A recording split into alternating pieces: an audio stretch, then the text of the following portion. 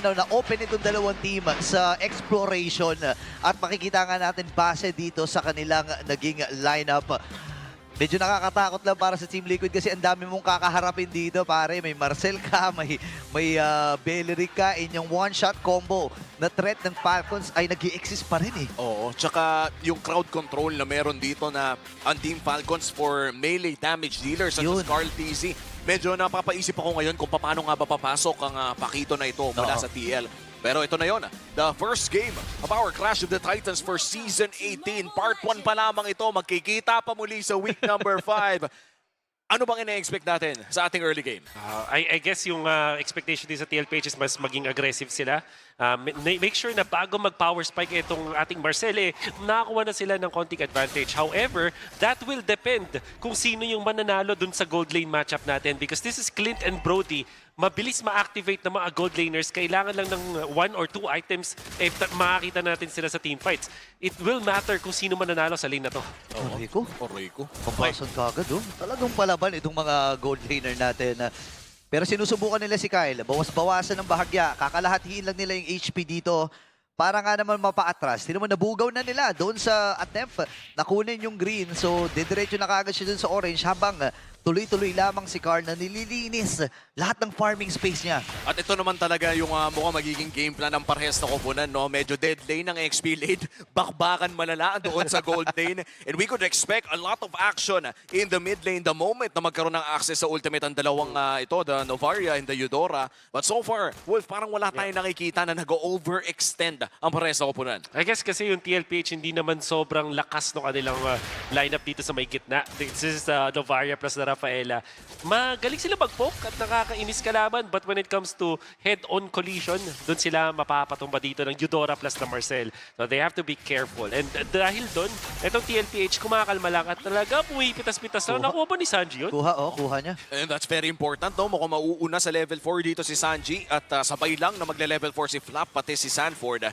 And for Team Falcons, mukhang may balak silang masama dito sa mid lane. Pero ito naman talaga kapangyarihan ng Novaria. No? One combo Wala lang, gitna. Mabilis na sa kanya na i-clear yun. Ayan na, Asher Echo ay nagagamit. At dalawa ang kanyang naispatan. Tinamaan si Kyle. Bababa sa 60% ang kanyang HP habang si Sanford ang natalaga para magbigay ng vision sa kanyang kupunan. Nagamit na rin yung consecration. Ngayon yung pagong ay diniretso na kagad ni Kyle na gamit yung Rattle Triad. Habang si Flap ngayon na magiging target nila. Mapipicturean si Carl ang kanyang nakita pero si JP nakaplinger. Hinahamon ni JP dito. Habang sa gilid na bahagi si Flap naman ang pinuntahan ni Sanford. Kyle! And this time yung combo muna kay Haji. Ang ticket nila sa buhay ni Kyle pero buhay pa rin. Kasi meron siyang shield. Hindi tumama yung Star Shelter and JP with that first blood. Oh, wow! Team Liquid Philippines, hindi man nila nakuha yung pagong na iyon, ay hindi sila pumayag na wala silang makuha mula sa laban. Ang ganda rin yung decision dito mula sa TLPH na after nila matalo dun sa retry battle because takot sila dun sa golden hour. You can see that they're waiting for that golden hour bago sila nag-engage at tinake advantage yun ng Falcons para ma-retry yung turtle. But then, Carl TZ felt, okay, dahil dun sa decision nyo, pwede ako kumuha ng isang trade-off which is the purple buff. And with 1 kill na nakuha pa nila doon, sila nakakuha ng advantage. Masasabi ko lang daw, ang naging masaya sa lahat ng nangyari na yon is itong si Super Marco. Now at 2,000 gold at lamang din siya sa XP over Teddy. Oo. And alam naman natin na hindi pa sumasama ang ating mga gold laners sa first few fights. And ito yung exciting, no? When you're looking at early game-centric marksman, such as the Clint, such as the Brody, kapag umabot na tayo sa pangalawa o pangatlong turtle, sumasama agad yung mga yan eh. Oo nga eh. And expect talaga natin yan, no? Pagdating ng mga punto na yon. Pero maganda naman na ginagawa dito ng Team Liquid Philippines ay kinakalkula nila kung ano yung mga team fight na kailangan nilang laruan dito. Nabanggit natin kung gaano karami yung crowd control na meron ng Falcons.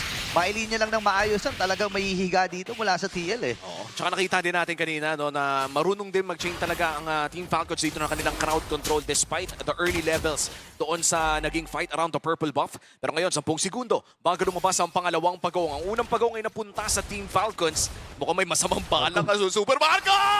Malay! At mabilis na pinatay ng Team Liquid. Itong si Super Makmak. Wala siya dito for the next few moments. At yung pagong ay sisimula na nga ng Team Liquid Philippines. Umaaligid-aligid. Itong si Ogwen. Sabang si Sanford din nagugulo.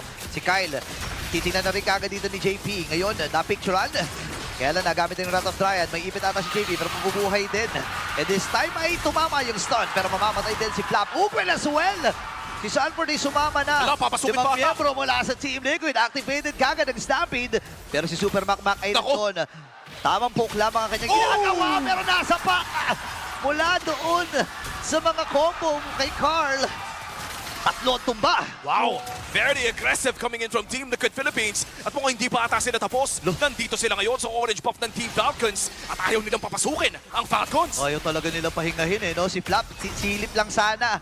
At naitago na rin naman doon sa tamang damuhan ng Team Liquid Philippines sa kumaarangkada. Isang bagay na kailangan alamin pag may Liquid Stampede, yung sustain na meron sila. After nung operation na ginawa nila kay Super Marco, nakakuha sila ng isang kill, nakakuha ng Flask of the Oasis agad. Etong si JP, hindi niya muna kinumpleto yung boots niya para makakuha ng mabilis na Flask of the Oasis. Kaya naman, nung nagkaroon ng turtle fight na nagkaroon ng magandang initiation si Flap, with the Flicker, with the Wrath of the Dryad, nakapag-heal up agad sila ng mabilis lang with the Favor and Flask of the Oasis. JP activating itong Stampede ng TLPH, mas mabilis, mas mataas ang sustain. Now TL are leading by 5,000 gold. At buti nga nasabi mo yung sustain, no? Pero mukhang wala silang pakisa ngayon. Si Flap ang bibigyan. Pero mukhang makakatakas naman. Si Ogwen ay madadamage din. Low HP para dito sa Purple Buff. Retrihan na lang. At mukhang makakalabak pa si Karl. Nakuha pa nga, kasabay pa itong si Flap. Parang luging-lugi ang Team Falcons doon, pero susubukan nila tamaan. Itong si Kyle, Uy! trigger na gamit ni Teddy, hindi na lang inabutan ng quick draw. Pero yung stuns mula dito kay Haji ay mananaig din. Napicturean itong si JP, si Ogen ay masyado malayo, pero tinamaan pa ng Star Shuttle mula kay Sanji. Alam mo, gamay na gamay talaga ni Sanji, yung mga tinututok na hero na ganyan eh. And still a perfect game para sa Team Liquid Philippines. Currently 8-0 ang ating kill score at gusto ata ng Cavalry ang mid lane turret ng Team Falcons. Sisimulan na rin nila ang pangatlong bagong. So far, 1-1 ang ating turtle score at mukhang hindi makakapalag ang Team Falcons sa turtle take na ito. Kakabukas pa lang ng bilyaran ni Sanji. Oo nga eh. Kakapost lang yan nun. Pare, Ganyan na lang yun. At mukhang nakapag-practice ang idol nyo. ang ganda ng mga tutok. Pre, partida, walang plangketa yan ha. Talagang tutok lang eh. Naman, kakaiba ang mga nagiging performance sa ating mga Novaria players ngayong araw na ito, and Sanji included. Right now, iba ang kanyang naging item choice. Kung nakita natin yung nangyari nung ating series number 1, this time around, mukhang maagang lightning truncheon ang choice dito ni Sanji. Oh my gosh, napakahapde ah. Tingnan natin si Kyle ay bababa sa 30% ang kanyang buhay. Inaabangan lang ni Sanji. Ayan at itututok na! Ay, ako po! Mabuti na lang. May iframe pa doon at saka gumilid din siya eh. Gumilid na Sumide-step ng konti eh. Oo, pero parang naramdaman niya nagtinggil ang spider Spider senses. Alam, yung combo ngayon, no, gagamit ka na ng Astral Echo. Oy! Lapag and then shatter agad. Hala, this time ay aagawin natin yung purple buff. Kaya si Flam ay namatay! Habulin pa rin yung Super Macmac. Napicturean yung dalawa pero hindi na umabot kasi si Super Marco ay mamamaalam din. Nagamit yung Astral Echo at si Sanji. Rumirikol-rikol na rin. Napakatapang ng Team Liquid Philippines. Ramdam na ramdam natin na yung momentum na nawala sa kanila. Pilit nilang inahabol eh. Oo, 10 kill Ayan na, score kontra sa 0. Si Ogwen, sinusubukan tumakas, iniwan na si Clemar at mukhang hindi Bak. tatama. Tumama. Actually, sinalo pala niya. Tumama! Oh, isa pa! Habulin pa rin si JP ay nandito. Reflector na gamit! Sa sidestepan sana, mamicrohin sana ni Ogen pre. Sa may basag ng Torre sa gitna. Yung ibabang bahagi din, ibabasagi na ng Team Liquid. Total domination so far para sa Team Liquid Philippines. A double-digit gold lead against Team Falcons. Ay! Kumakatok na agad sila sa inhibitor turret. Alika lahat eh. Yung damage yung Star Shatter. 11-0 para dito sa ating kill score. Ngayon, Kyle at si Carl. Sabi ni Carl, nako, naaalala ko yung batang ako sa'yo eh. Ayun, naghahabulan na naman. Wala nang tutulong. Pero susubukan ni Carl na tumakas. Mas mabilis daw siyang dumaan. Buti na lang. Andun yung iframe pero hahabol si Carl. Susundan na rin ni Sanji. At makakatapos. Oh my goodness, yung catapult pa yung Catapult! Catapult, What an pare! assist! What an assist by the Catapult! Wait, ang the kapal pa, Catapult! ang kapal pala ng palaso nun. Oo. With the eyes sa back of his head! And oh my G, tuloy ang laban dito sa loob ng orange buff at hindi na makapasok ang Team Falcons. Lord secured para sa Team Liquid Philippines. Gigilang Team Liquid dito at hindi natin. Kasi si Flap ang kanilang didiskitahan. Kaya alam, binili na yung trip dito. Sanford will go down. At yung Torres sa top lane ay matagumpay atang bababasag dito ng Team Liquid. Ilang segundo ay pabuhay na rin naman ang kanilang inaantay. pero nakabasag pa sila ng unti-unti. Umaagaw na rin sila ng mga resources. And wala pa 3 araw, bumalik na agad si Sanford matapos makuha ng Team Falcons ang kanyang pinakaunang kill. At parang ganun lang tuloy ang tempo para sa Team Liquid Philippines. Still a double-digit gold lead. Isang Lord na magmamarcha sa may bandang ibaba. Silipin natin ang ating Infinix in-game equipment. Gaano ba kalaki ang diferensya? This is massive kasi meron ka ng Kiraz as well as this Oracle para dito para kay Sanford to Conceal. sustain himself. Kung sila. Naku, bibigyan na rin ata. Kagad dito si Ogwen. Susubukan niya tumangas pero hahabulin siya dito ni Teddy at si JP ang makakapatay. May Lord pa sila nakasama sa may bottom. At tuloy-tuloy ang pag-usad ng mga wave dito ng Team Liquid. Kadalasan ng mga cameraman sa video game hindi namamatay Pati sa mga pelikula hindi namamatay. Pero sa ngayon ay 4v5 scenario. Rekta ang pag-push ng Team Liquid Philippines. Kung saan nanggagaling yung damage dito ng Team Liquid eh. May sa likod, sa harap, sa gilid. At si Sanji ngayon ay makakapagpatumba na ng Torre sa gitna.